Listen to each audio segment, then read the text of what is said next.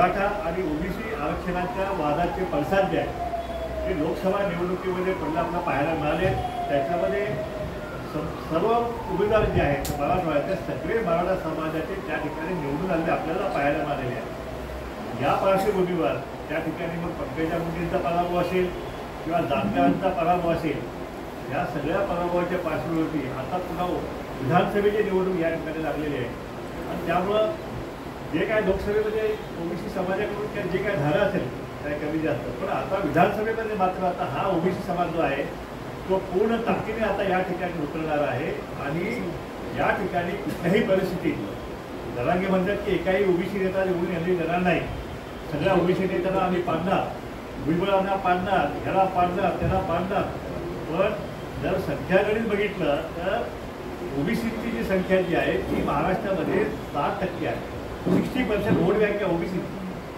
त्यामुळे जर या महाराष्ट्रात कुणा पाडू शकत असेल तर ओबीसी जे आहे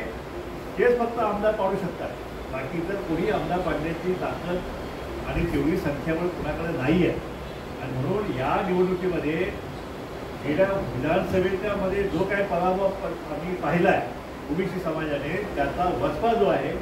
तो आम्ही विधानसभेमध्ये आम्ही भरून काढल्याशिवाय राहणार नाही। आणि म्हणून त्या ठिकाणी असा निर्धार व्यक्त केला आहे की प्रत्येक विधानसभा मतदारसंघामध्ये ओबीसीचे उमेदवार जे आहे ते त्या ठिकाणी दिले जातील आणि सगळे उमेदवार निवडून आणायचा छंद जो आहे तो त्या ठिकाणी सगळ्या ओबीसी बांधवांनी बांधलेला आहे। मला वाटते सगळ्यात मोठी ओबीसी विरुद्ध मराठा ही लढाई जी आहे ती लढाई जी आहे, कारण आता ही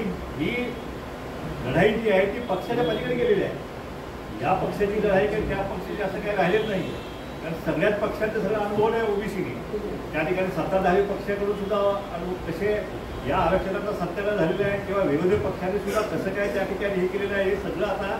ओबीसीला कळून चुकलेलं आहे। आणि त्यामुळे आता कुठला पक्ष वगैरे काय नाही, जो ओबीसी के हित की बात करेगा वही इस राज्य में राज्य करेगा, या भूमिकेशी आता महाराष्ट्रातला सगळा ओबीसी समाज जो आहे तो त्या दृष्टीने जे आहे त्या निश्चयानं ही निवडणूक त्या ठिकाणी रंगणार आहे। आणि निश्चितच माझ्या मते आमचे सगळे उमेदवार त्या ठिकाणी जे आहे ते निवडून आल्याशिवाय राहणार नाही, कारण आता जे काय झालं जे आमचं आता नुकसान झाले इतक्या वर्षामध्ये, कारण ज्यांना आम्ही निवडून दिलं त्यांनीच जाऊन मंत्रालयात टाळे लावले की मराठा समाजाला ओबीसीतच आरक्षण दिलं गेलं पाहिजे। जे निवडून आले खासदार ते सगळे जाऊन जरांगेकडे जाऊन सांगणार जरांगे तुमच्याच आशीर्वादावर आम्ही निवडून आलो, म्हणजे एकंदरीत कोण पक्षाच्या नेत्याकडे कोणी गेला नाही, गेले कोण तर जरांगेकडे गेले, म्हणजे सोडून जरांगेने निवडून आणले काय। पण हे विधानसभेमध्ये हे सगळं आता दूध का दूध पाणी का पाणी झाल्याशिवाय राहणार नाही। नुसतं मराठवाड्यात नाही तर इतर विभागात सुद्धा जे आहे ओबीसी बहुजन पक्षाच्या वतीनं सगळे उमेदवार जे आहेत ते त्या ठिकाणी दिले जातील आणि नक्कीच 288 उमेदवार लढण्याची तयारी पण आम्ही आत्ता जाहीर करत नाही आहे, कारण समविचारी पक्षांशी आमची चर्चा सुरू आहे, काही पक्ष आमच्याशी युती करण्याची मनसिद्ध आहेत आणि त्यामुळे ही चर्चा जी आहे येत्या 8 दिवसामध्ये हे सगळं चित्र जे आहे ते स्पष्ट होईल आणि उर्वरित महाराष्ट्रातलं जे आहे ते या ठिकाणी आम्ही नंतर आमची भूमिका जी आहे ती किती उमेदवार आमची लढतील ते आमची भूमिका आम्ही स्पष्ट करू।